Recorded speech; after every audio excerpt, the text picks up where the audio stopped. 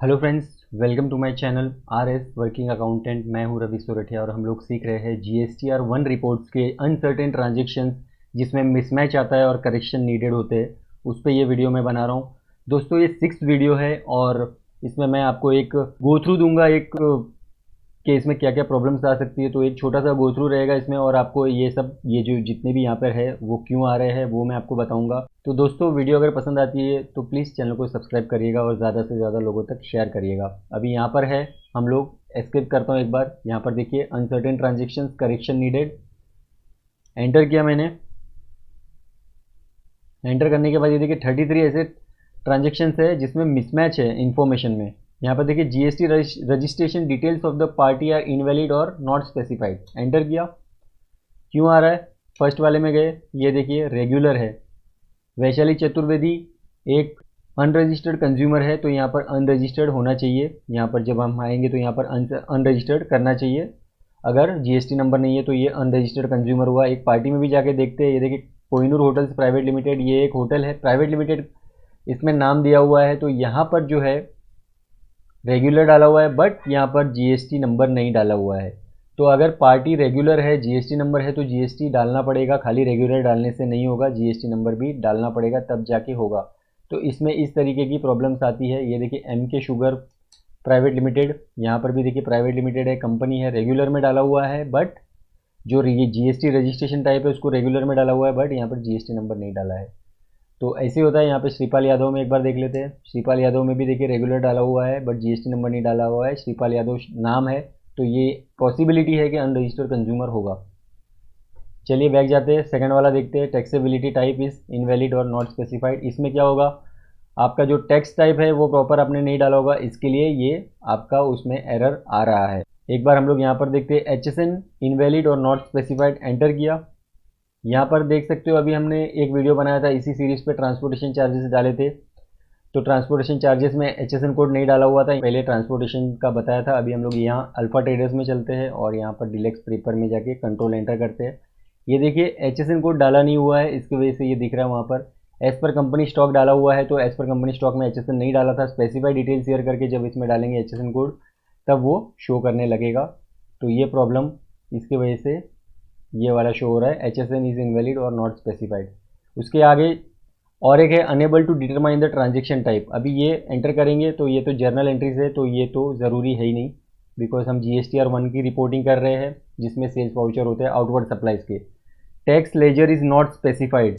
Enter किया, कुछ invoices ऐसे भी होते हैं जिसमें हम टैक्स लेजर नहीं डालते हैं, खाली हम बना देते हैं। कभी कभी ऐसा होता है, बहुत ही रेयरली होता है, जैसे कि यहाँ पर डाल दिया है।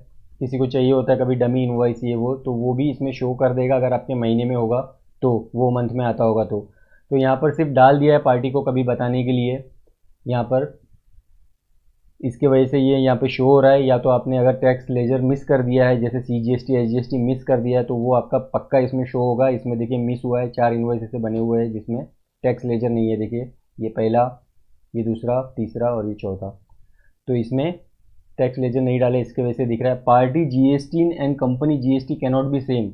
अभी इसमें 7 ऐसे इनवॉइस है जिसमें पार्टी का जीएसटी नंबर और कंपनी का GST number, party GST number मतलब मेरा सन्ड्री डेटर हो गया, और कंपनी जीएसटी नंबर मतलब मेरी खुद की कंपनी हो गई। ये आरएस वर्किंग अकाउंटेंट नाम की जो कंपनी खुली हुई है यहाँ पे, उसी का जीएसटी नंबर मैंने पार्टीज़ में डाल दिया है। ये सब पार्टीज़ में एक ही पार्टी है, बट इसमें मैंने वो वाले, ये वाला जो जीएसटी नंबर है जो मेरी कंपनी का जीएसटी नंबर है वो इसमें डाल दिया है।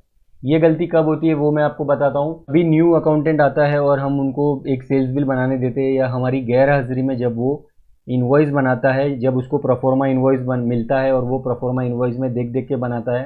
प्रोफॉर्मा इन्वॉइस में कभी कभी पार्टी का जीएसटी नंबर नहीं डाला होता है, हमारा जीएसटी नंबर तो होता ही है उसमें। तो वो जो न्यू अकाउंटेंट होता है या हम भी होते हैं, वो गलती से वही वाला जीएसटी नंबर हम लोग उसमें डाल देते हैं सन्ड्री डेटर में, तभी ये वाला प्रॉब्लम आपको दिखेगा। Party GST number and company GST number cannot be same. तो ये आपको पार्टी में जाके वो चेंज कर लेना है। इस पर भी एक वीडियो बनाई गई थी, ये खाली हम गो थ्रू कर रहे हैं कि ये वाला जब इसमें शो हो रहा है तो वो क्यों हो रहा है।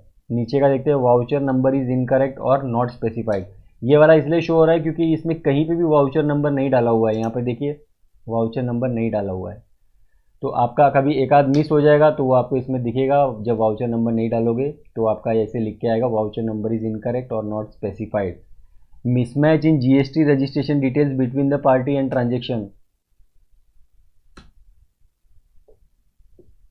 ये देखिए, ये रेगुलर है वैशाली चतुर्वेदी और ये अनरजिस्टर्ड कंज्यूमर है। मास्टर में अनरजिस्टर्ड कंज्यूमर है बट ट्रांजेक्शन में रेगुलर आया हुआ है, तो मास्टर टू ट्रांजेक्शन करना है, इस पर भी वीडियो बनी हुई है।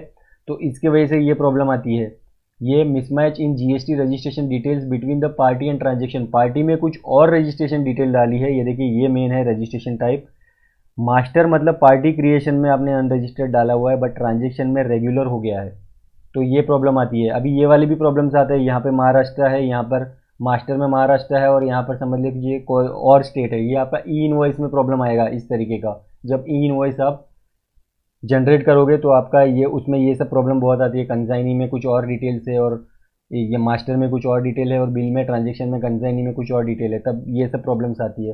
तो ये बहुत ही छोटे छोटे एरर है जिसके वजह से हमारा GSTR 1 रिपोर्ट प्रॉपरली नहीं बन पाता है।